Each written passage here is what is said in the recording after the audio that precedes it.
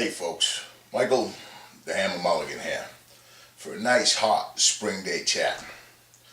I posted on my Facebook this morning, tolerance gone, humility gone, patience so gone. A lot of people said, are you okay? You know, great, a lot of response from that. I got phone calls, are you alright? Well, let me just break it down a little bit for you, let you know what I'm talking about. Back years ago when I got sober, stopped drinking, stopped being a selfish prick, I learned that I had to examine my motives when I did things. I had to think about another human being when I made a decision. It wasn't just about all me. Now lately, on the roads, on the job site, in the house, just everywhere you go, you notice people starting to make these decisions, or starting to, still making decisions all about themselves. Basically, there's a lot of selfish pricks out there. Don't get me wrong, I can be selfish at times too. When it comes to my family and friends, I can be selfish on their behalf of my own. But it gets a little bit ridiculous, you know? It's like when you're driving down the road and you come into a stop sign, you know, make the decision. How is my next move going to affect the other person? Don't just say, shit, I got to get to work, I'm late, I got to blow this guy off and screw him over.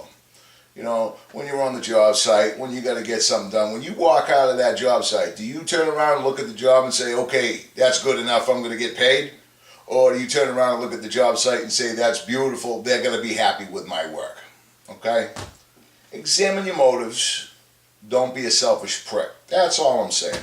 There's a lot of great people out there. There's a lot of great people in my life that are not selfish pricks, that think about the other person in life.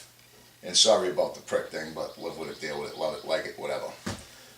So there you go. So that was the response. That is the response to my post this morning. That's why I was feeling like that. So again, think about it. Examine your motives. When you wake up in the morning, think to yourself, what can I do for somebody else? When you make a decision to do something, think to yourself, how is this going to affect somebody else? Don't just rush into it. Don't walk by the trash and go, oh, it doesn't need to get emptied yet. It's only a half an inch from the top. Take it upon yourself. Do it. Get it done.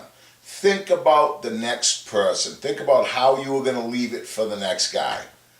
Think about that in your family life. Think about that in your work life. Think about that in your social life. How am I affecting the next person?